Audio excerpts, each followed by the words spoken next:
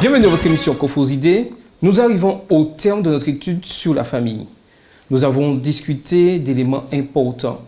Et aujourd'hui, nous allons découvrir que Dieu souhaite que toutes les familles reviennent à lui. Et nous allons discuter avec Carole, Makis et Widjiz. Et Makis nous fera la prière. Nous te disons merci Seigneur pour ta grâce, ton amour toujours manifesté sur notre endroit. Merci Père d'avoir dirigé nos pas ici à la table de la télévision Espérance, Seigneur, pour pouvoir étudier ta parole. De ton amour infini Seigneur, efface notre vieil homme, remplis-nous de cet esprit et permets que les téléspectateurs soient édifiés. Fais-nous du bien, au nom de Jésus nous te prions. Amen. Amen. Avant de commencer notre étude, j'aimerais avoir votre impression de ce que vous avez ressenti au cours de ce trimestre sur la famille. La famille représente quoi pour vous? Eh bien, la famille représente une entité créée par Dieu, déjà, c'est important, et aussi une force vive, que ce soit dans la société ou au sein de l'Église. Donc on peut dire aussi que moi, ce que j'ai compris durant ces 3 mois qu'on a étudié ensemble sur la famille, c'est que si nos familles ont pour base la parole de Dieu, on peut avoir une société qui va fonctionner très bien si Dieu est à la base de chaque famille. Il y a la famille, il y a l'Église, il y a la société. Donc, si tout se passe bien dans la famille, c'est sûr que tout va bien se passer à l'église, qu'on aura une bonne société. Mais par contre, si ça ne va pas au foyer, il ne faut pas attendre que ça ira bien à l'église.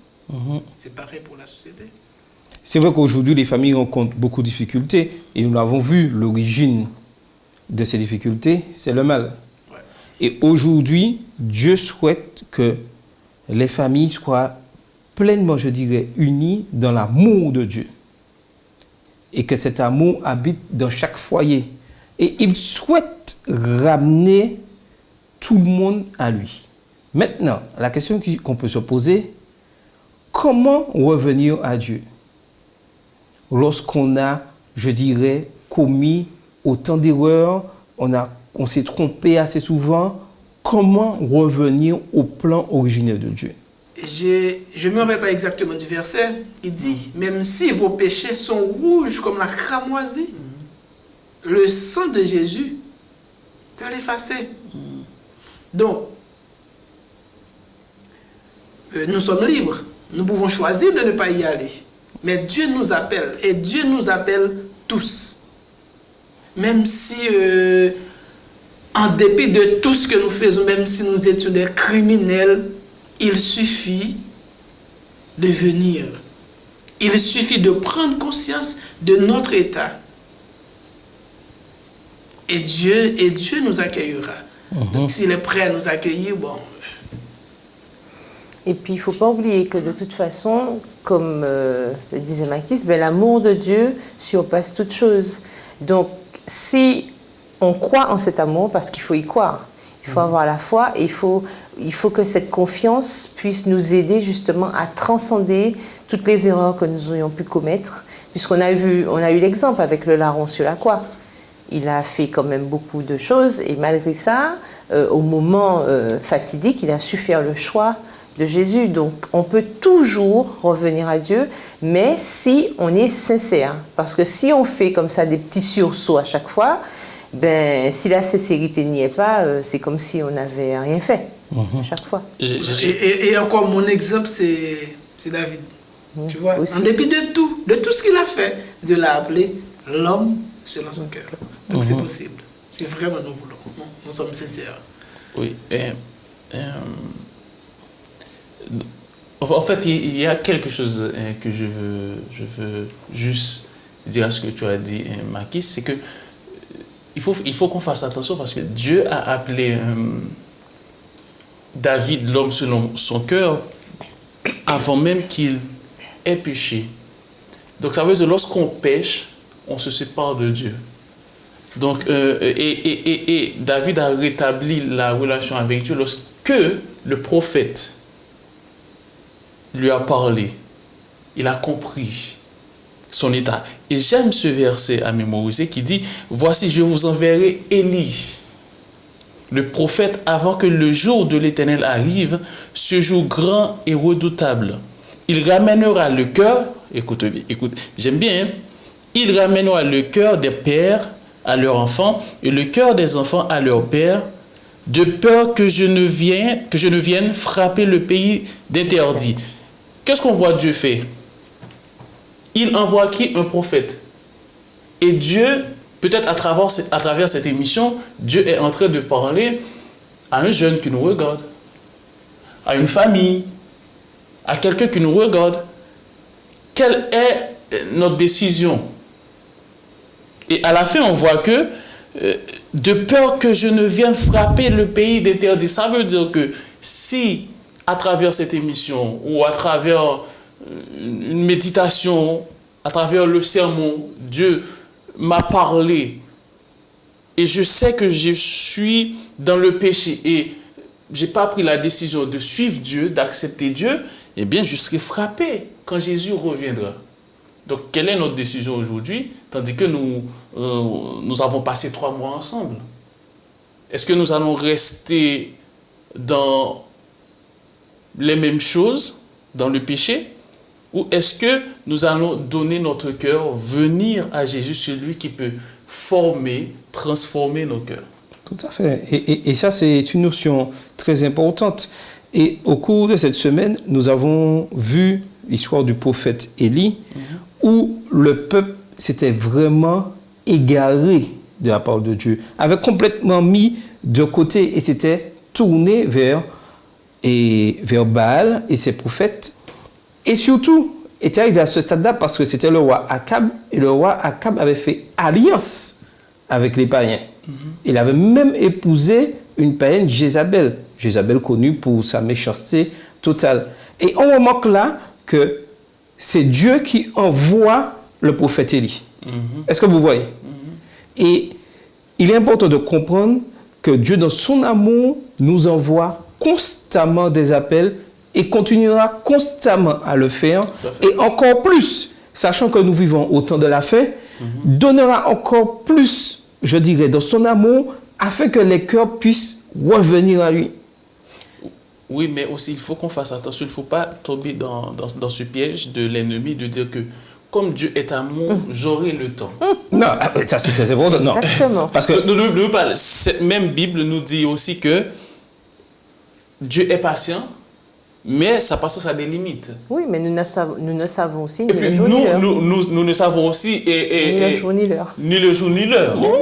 Donc, si aujourd'hui on doit prendre la décision de suivre Dieu, prenons la décision aujourd'hui. Tout à fait. Et demandons à Dieu d'abandonner le péché et de le suivre. Tout à fait. Et c'est là le truc clé. Élie comme Jean-Baptiste, parce que Jean-Baptiste était le précurseur pour annoncer la venue de Jésus, il n'y avait qu'un seul mot important, repentance. Et aujourd'hui, si nous voulons que l'amour, que l'ordre revienne au sein de nos familles, il est important que chaque membre de la famille puisse passer par la repentance.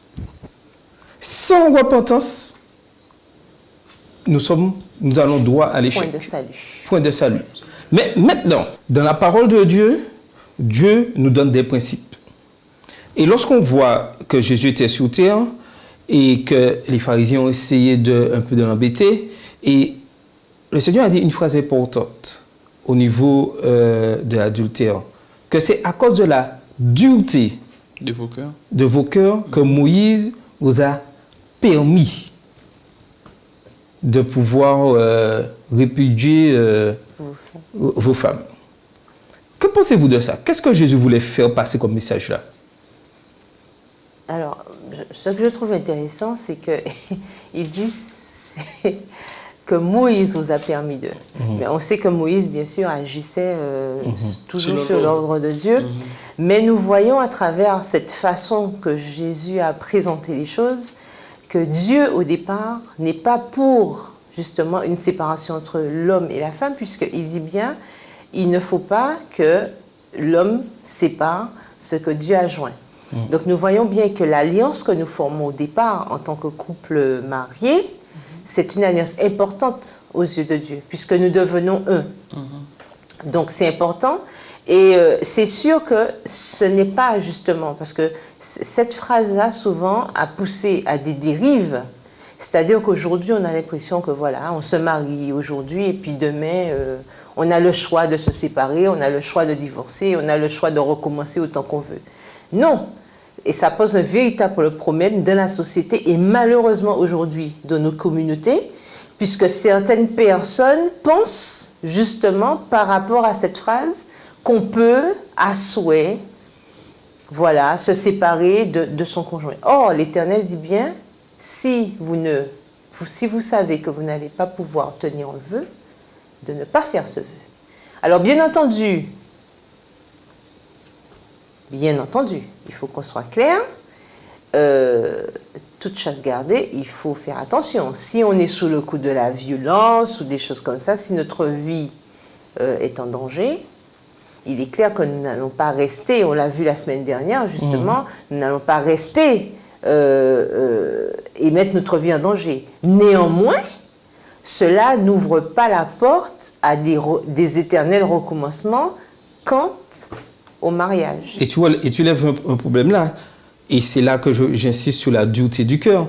Le plus souvent, lorsque j'ai connu un échec au niveau de mon mariage à cause de problèmes X, problèmes de violence, et que je souhaite recommencer, le problème c'est quoi? Je n'ai pas de garantie que ça va fonctionner. J'ai pas de garantie, mais qu'est-ce que je cherche à satisfaire? Ah oui, mon moi. Mon moi. En fait, c'est dans quelle situation qu'on peut prendre une telle décision de divorcer? En fait, je vais poser deux questions. Dans quelle situation qu'on peut prendre cette décision, donc le divorce? Et puis, dans quelle autre situation qu'on peut choisir de se remarier? Ou si c'est possible, je ne sais pas. Ben, normalement, c'est la mort qui est, et je dirais, qui met fin à l'union de mariage. Donc cela veut dire que si je me... Ben, c'est pas que ça va arriver, donc je le dis. Voilà, là je me suis marié, et puis ben, j'ai choisi de divorcer. Et puis après, si mon épouse est morte, non, elle va pas mourir. Hein. Après, si mon épouse est morte, donc là je pourrais épouser une autre. Oui. Mais au cas où elle ne meurt pas, j'épouse une autre, ça c'est quoi? Ben, selon la parole de Dieu, je suis en adultère. Voilà. Oui. Parfait. Mais aujourd'hui, la complexité des choses et la dureté de notre cœur poussent nos dirigeants à mettre certaines règles. Tout comme Moïse a dû, comme Jésus dit, a dû dire, oui, c'est à cause de la dureté de votre cœur, mais ce n'est pas le plan de Dieu. Le plan de Dieu, s'il y a séparation, pour X raisons, il faut que j'accepte quand même que le lien du mariage n'est pas coupé. Il n'y a que la mort qui coupe ce lien. Il y a eu un échec quelque part. Il faut que je puisse trouver la force de la parole de Dieu, la force de la famille de l'Église pour pouvoir passer cette période-là. Donc ça, c'est pas une chose facile. Hein. Non, je n'ai jamais dit que c'était facile. Mais à cause du péché, nous sommes, je dirais, nous subissons cela. Et c'est ce que dit la parole de Dieu. Quand Dieu dit, je veux ramener, et il veut nous dire, revenons sur les principes bibliques. Car tant d'erreurs seraient évitées si nous restions attachés à la parole de Dieu. Ok, il y a eu séparation, mais le plus souvent, il y a eu séparation pour violence ou adultère, mais je souhaite encore recommencer. Alors que normalement, la personne n'est pas contre, la parole de Dieu me dit clairement non. Et à force de faire des choses, nous entrons dans des choses compliquées. Je me souviens, nous avions parlé il y a quelques semaines de cela, dans une leçon, que lorsque nous sommes en couple, nous devons prendre le temps de réfléchir, de bien mettre les bases pour ne pas arriver au divorce. Donc je pense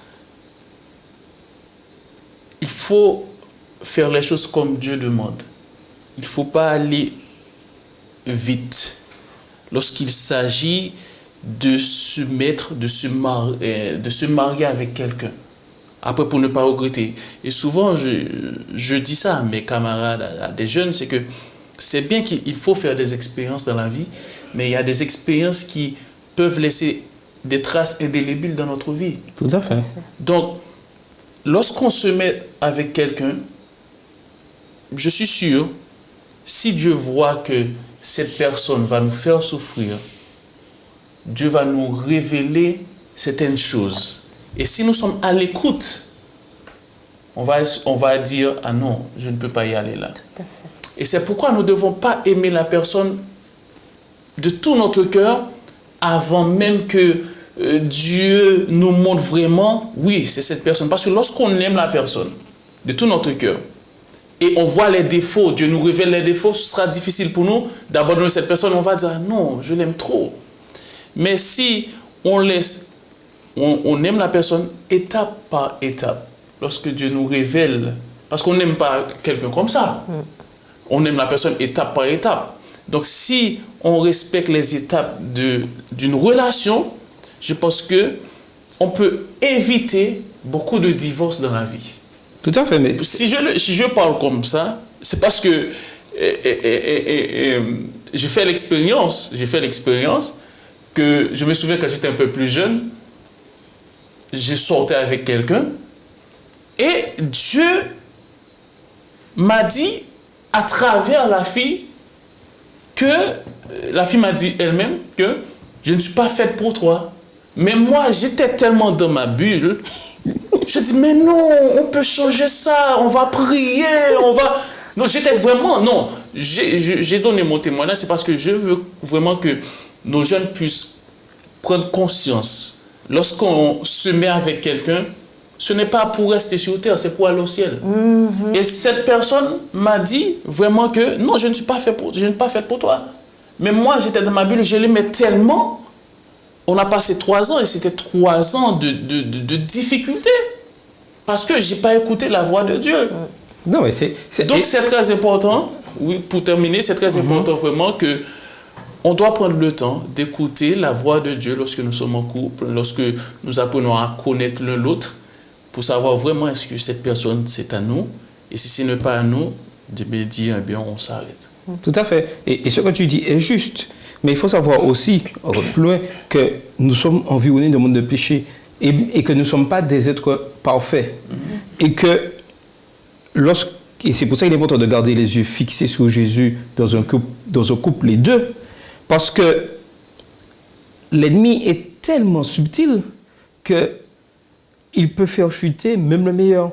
Ah oui. Et je dirais que dans un couple, même si quand ça arrive, c'est pas parce que c'est arrivé et que l'individu, finalement, soit il est devenu violent, soit il a commis l'adultère, soit pour X raison décide de partir, que ça veut dire que c'est la porte ouverte pour se remarier. Je sais que c'est difficile, mais chacun a son libre arbitre. Mais quelle que soit la voie que nous prenons, les décisions que nous prenons, Dieu nous laisse libres. Voilà, c'est ça. Mais, et il y a un grand mais, et dans la leçon, et il le disait, très important, chaque choix que nous faisons, soyons prêts à en assumer les conséquences. Voilà. C'est là Je me souviens, on avait parlé de cela, que avant de faire un choix, nous devons réfléchir, parce que c'est comme une bombe qu'on lance. Lorsqu'on l'a lancée, on ne peut pas retourner en arrière. Non. Tout à fait. Donc, on ne peut pas choisir les conséquences. Donc, c'est pourquoi il faut prendre nos décisions bien avec Dieu. Est-ce que c'est ce que Dieu veut pour moi? Oui. Est-ce que c'est ce qui... Si ce n'est pas ça, je laisse tomber. Parce qu'après, ça peut faire mal. Et oui, et tout à fait. Et en rapport avec tout ce que vous disiez, effectivement, souvent, on se retrouve face à ces complications-là aussi. Et le truc avec l'homme, c'est que nous sommes oublieux. Surtout quand il s'agit de relations, que ce soit en amitié, que ce soit dans le couple, que ce soit aussi dans le social, on oublie parce que souvent, Dieu nous montre la voie. Dieu nous donne des indices et nous fermons les yeux. Nous y allons, nous nous brûlons les ailes. Et une fois qu'on s'est brûlé les ailes, on commence à dire « Ah, Dieu m'a oublié, il m'a abandonné, etc. » Mais on oublie qu'en amont, Dieu nous avait avertis. Nous avons peut-être eu des conseils à droite, à gauche. Certains nous ont conseillé, nos parents, nos amis, nos alliés, etc. On n'a pas écouté, on a voulu faire notre tête. Et puis une fois, peut-être ça a duré 1 an, 2 ans, 10 ans, 20 ans. Et puis, tôt ou tard, il y a toujours un mur. Mais quand on se retrouve face au mur, on commence à maugréer, on commence à gémir. Parfois, on se détourne même de Dieu parce qu'on estime qu'il nous a abandonnés. Or, on oublie, comme les enfants d'Israël, l'Éternel nous avait avertis. Si tu fais ceci, tu auras cela. Le problème, c'est qu'on fait et on n'aime pas la partie tu auras. Si nous respectons la volonté de Dieu, c'est sûr que parmi peut-être ceux qui nous regardent et tout, ah oui, bon, ben c'est facile à dire, soit quand on est bien marié, quand on a une famille qui nous a bien suivis, quand on a ceci, oui, c'est facile de parler comme ça, tout ça. Mais le problème, c'est que souvent, nous fermons la porte à Dieu lorsque nous avons des décisions importantes à prendre dans notre vie, que ce soit au niveau de notre travail, que ce soit au niveau de notre choix de conjoint, que ce soit au niveau de nos choix amicaux, toutes ces voies-là qui parfois nous détournent de Dieu. Après, quand on arrive, on se dit « Ah non, Dieu aurait dû me dire... » Mais on oublie qu'il y a forcément eu des indices. On a fermé les yeux. Et c'est très important ce que tu disais, nous devons être prêts à porter les conséquences parce que si nous ne sommes pas prêts à porter les conséquences, forcément, nous reproduisons les mêmes schémas. Nous faisons les mêmes erreurs et le pire, c'est qu'on ne sera jamais heureux. Parce que pourquoi on a des tronches de 3 km de long, des gens, on a l'impression qu'ils portent le monde toujours, jamais un sourire. Chaque fois qu'on leur demande de leurs nouvelles, « Oh, ça va, ça peut aller, oh, je tiens, etc. » Et pourtant, nous sommes chrétiens, nous véhiculons des valeurs, nous disons que Dieu est amour, que nous sommes dans la joie, nous chantons, nous prions, etc. Mais dès qu'il s'agit de pouvoir transmettre cela, bon... Là, il y a un hic. Pourquoi? Parce qu'au départ, on a fait des choix et on ne veut pas les assumer. Donc, il faut faire attention à ce que nous faisons parce que l'Éternel ne ment pas. Sa parole non plus ne ment pas, du coup. Et quand il nous dit qu'il a pour nous des projets de paix et non de malheur, c'est une réalité. C'est une réalité. Mais la condition, c'est quoi? Je mets devant toi 2 chemins. La vie, la mort, mais choisis la vie afin que tu vives. Mais la vie, c'est quoi? La vie, c'est choisir le camp de Dieu. Lorsque je mets Dieu en dessous de mes décisions, j'aurai toujours des problèmes.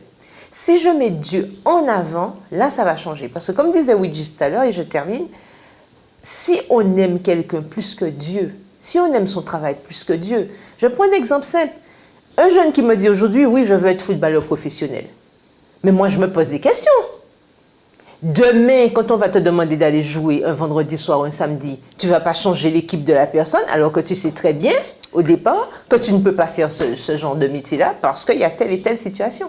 Donc, en fait, je veux dire, parfois, nous faisons des choix qui, tôt ou tard, vont nous mener à des complications, mais nous y allons quand même parce que c'est notre moi qui nous titille, c'est notre moi qui doit être de l'avant parce que j'ai envie. Non, mais attends, mais je reviens sur ton exemple. Je reviens sur ton exemple de joueur footballeur.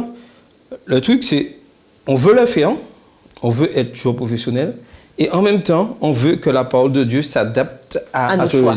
C'est-à-dire, bon, ok, le samedi, mais on va chercher une dérogation de la parole de Dieu pour être, je veux être dans l'adventiste, et je veux en même temps jouer au football professionnel, ce que je veux. Et c'est ça le problème. Et avant que je donne la parole à Ouidji, je voulais revenir aussi sur un des aspects, les conséquences des décisions que nous prenons. Et nous avons étudié, et dans la leçon, nous avons vu cette veuve de Sarepta. La question qu'on peut se poser, cette famine, est-ce que c'était à cause d'elle? Non. Mais elle subissait cette famine. Et ce n'était pas la seule veuve. Il y avait beaucoup de personnes qui subissaient cette souffrance. C'est-à-dire que nos choix ont des conséquences au-delà de ce que nous pouvons imaginer. C'était le roi Akab, c'était le fautif. Mais c'est tout le peuple qui étaient pénalisés. Au-delà. Et au-delà, étranger. Une famine, 3 ans et demi de famine, vous imaginez? Pas une goutte. Mais dans ça, le Seigneur, pour montrer que le Seigneur est amour, il tient en vie son prophète, il envoie à Sarepta et il choisit une veuve.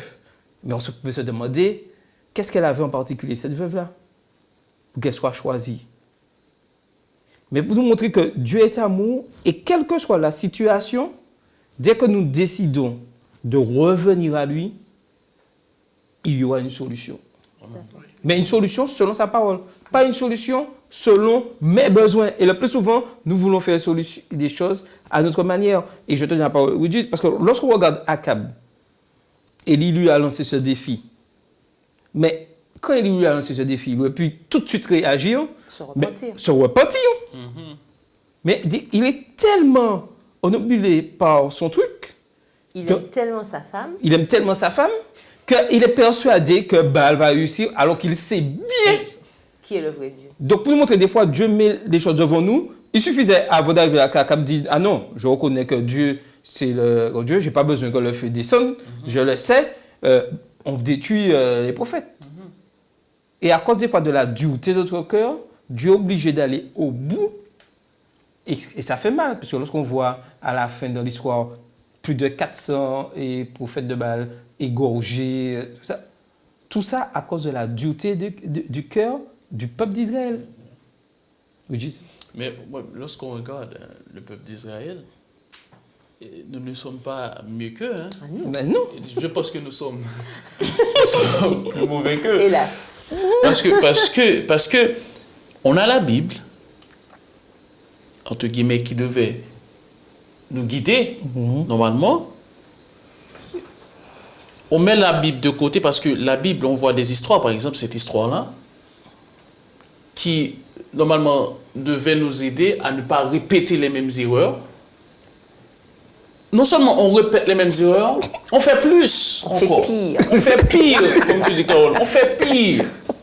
Et ensuite, on retourne dans cette Bible, on cherche des textes d'encouragement. Seigneur, où il y a des textes d'encouragement? Éternel, c'est à toi que je crie.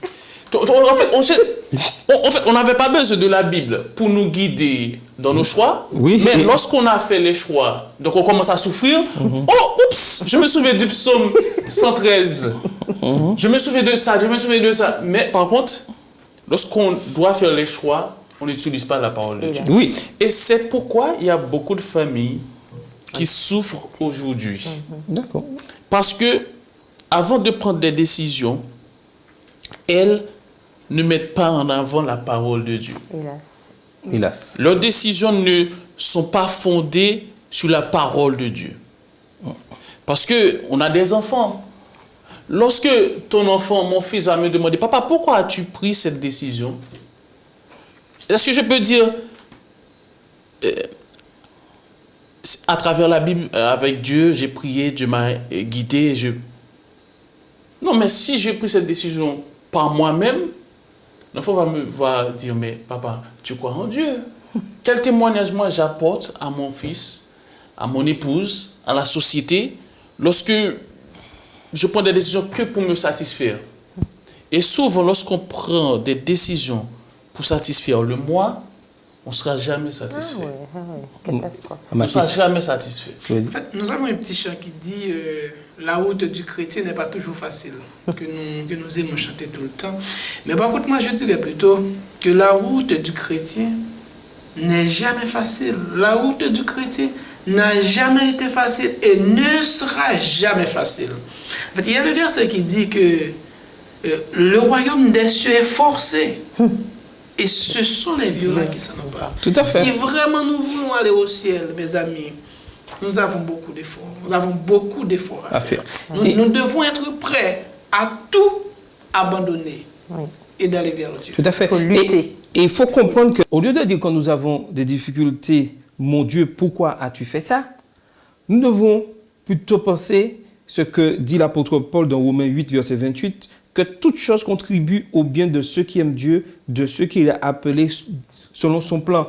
C'est-à-dire que lorsque je suis dans une difficulté d'ordre, il y a un problème de ma famille, de divorce, d'adultère, il est important que nous puissions refléter l'amour de Dieu et se servir de cette épreuve, de cette difficulté pour montrer que nous avons un Dieu que nous servons et que nous servons la parole de Dieu et que même s'il y a eu, je dirais, des liens brisés, que je suis à l'image de Dieu. Et il est important de comprendre que Dieu est capable d'intervenir dans le cours de notre vie de manière formidable, de manière, je dirais, magnifique. Et nous devons avoir cette certitude. Quand les problèmes surgissent, nous nous demandons pourquoi il en est ainsi. Mais cependant, de telles situations pourraient être une occasion en or de ramener notre cœur à Dieu et de nous rapprocher de lui. C'est-à-dire que quels que soient les événements, quel que soit ce qui arrive dans notre vie, il faut que ces événements nous rapprochent toujours de Dieu. Parce que nous avons une espérance. Amen. Parce qu'il y aura toujours des difficultés. Il y aura des choses qui vont nous arriver. Mais nous devons nous servir de ces choses pour nous accrocher encore plus dans la parole de Dieu. Même si nous sommes les auteurs de cette faute-là. Parce que le peuple d'Israël, avec Élie, c'est eux qui avaient péché. Mais quand ils ont vu la puissance de Dieu par ce feu qui a dévoré l'autel jusqu'à brûler et jusqu'à faire évaporer l'eau, à sécher l'eau, ils ont compris. Mais avant que Dieu arrive jusqu'à cet extrême-là, demandons-lui de reconnaître en amont beaucoup plus tôt nos fautes. Parce que si le peuple d'Israël avait reconnu avec le roi comme ses fautes, Dieu n'aurait pas eu besoin d'arriver jusque-là. Des fois, Dieu, au-delà des événements, est obligé d'aller afin que nous... Puisque son seul but, c'est que nous soyons sauvés. Oui, Jésus. En fait, je pense que on doit faire de cela une habitude de demander pardon. Et en fait, c'est ça nos problèmes dans nos foyers. Je suis le mari. C'est pas moi qui dois demander pardon. J'ai pas tort. C'est pas moi qui dois demander pardon. Donc je pense qu'il faut qu'on soit un peu humble et aussi simple, comme la Bible a dit. Même si j'ai raison de pouvoir dire pardon à mon épouse, même si elle a raison de me dire aussi pardon, parce que notre objectif, c'est d'aller au ciel. Et c'est pourquoi je conseille à nos jeunes ou aux gens qui nous regardent, si vous avez quelqu'un dans votre vie qui n'aime pas Dieu, ne restez pas avec cette personne. Parce que c'est vrai, c'est dur de dire, parce que vous allez peut-être me dire, mais j'aime la personne, mais si la personne n'aime pas Dieu, Dieu est allé préparer une place pour nous, il nous dit. Donc, moi, je veux aller au ciel. Si mon épouse n'aime pas Dieu, qu'est-ce que je peux faire? Mais moi, je veux aller au ciel. Donc, tu vois, nous devons vraiment donner à Dieu la première place dans notre vie. Tout à fait. Et si on veut réussir dans la vie, il y aura des difficultés, il y aura des tensions, des pressions. Mais si Dieu est au centre de notre vie, on aura toujours la joie. Tout à fait. Et juste pour terminer, les fois, et ça ne veut pas dire que il n'y aura pas de problème dans les couples. Oui, on Non, parle pas parce de que Dieu peut perfection. permettre. On Dieu parle peut pas de permettre. perfection. Mais nous sommes un monde de péché. Et Non, nous commettons tous des erreurs. En fait, tu sais pourquoi? Parce que Dieu peut permettre que je sois avec mon épouse. Il y a des couples, Dieu permet qu'ils soient ensemble. Mais dès qu'ils rencontrent des difficultés, ils commencent à douter. Est-ce que c'est bien lui Dieu voulait pour moi? Est-ce que c'est bien elle Dieu voulait pour moi? Et lorsqu'on commence à douter de ça, et on peut tomber dans... On peut divorcer. Mais bien sûr. Alors que Dieu vous a permis d'être ensemble. Il ne faut jamais oublier que sur cette terre, on va toujours rencontrer des difficultés. Et ce qu'il faut savoir aussi, que l'ennemi n'aime pas le foyer, n'aime pas le mariage. Donc, il va tout faire pour vous empêcher d'avoir confiance dans votre épouse, pour vous empêcher d'avoir confiance dans votre époux, pour vous séparer, pour des petits pécadilles. Donc, il faut que nous demandons à Dieu, Seigneur, lorsque ces difficultés arrivent, aide-nous à bien réfléchir. Tout à fait. Voilà. Et tout à l'heure, on disait rapidement que ce verset, toute chose concourt au bien de ceux qui aiment Dieu, mais ça ne doit pas simplement être une phrase, ça doit être une réalité dans notre vie.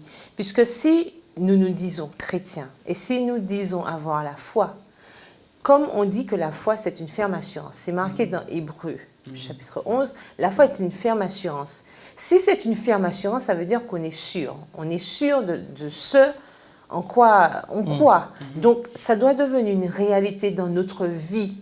Toute chose concourt bien à ceux qui aiment Dieu, même quand nous sommes dans des difficultés, nous devons croire que Dieu est là, puisque les choses arrivent. Mais l'Éternel dit bien qu'on va tomber, les justes tombent, mais l'Éternel, de toute façon, nous délivre. Donc, ça viendra au bout, la délivrance viendra au bout, et l'Éternel nous donnera toujours la force d'affronter Tout à fait. tout ce qui nous arrive. Et nous arrivons déjà à la fin. Et il est important de comprendre que la prière, c'est quelque chose d'efficace. Et que nous devons l'utiliser pleinement, En tout temps. en tout temps. Une prière de repentance. La prière affirmative donne des résultats positifs. Si nous apprenons à crier à Dieu dans chaque situation et avoir confiance en ses voies, même lorsque je ne peux pas comprendre ce qui m'arrive, nous devons nous appuyer sur les bras de Dieu, sachant qu'il contrôle chaque situation dans laquelle nous nous trouvons, même si j'en suis la cause principale. Tout à fait. Dieu est au contrôle. Et l'exemple de David est là pour le montrer. Il fait tout. C'est le peuple qui avait commis avec Élie son erreur, mais Dieu envoie son prophète pour le sauver. Et il est important que nous puissions comprendre que nous devons nous repentir, corriger ce qui ne va pas, car aujourd'hui, nous avons l'obligation de nous préparer à rencontrer le Christ pour son retour, en mettant nos vies en règle avec Dieu. Notre souhait, après l'étude que nous avons eue au cours de cette semaine, c'est que chacun puisse mettre sa vie en règle avec Dieu. Car une chose qui est sûre, Christ revient et il veut sauver tout le monde. Mais nous sommes libres d'accepter ou pas. C'était votre émission Confrosité.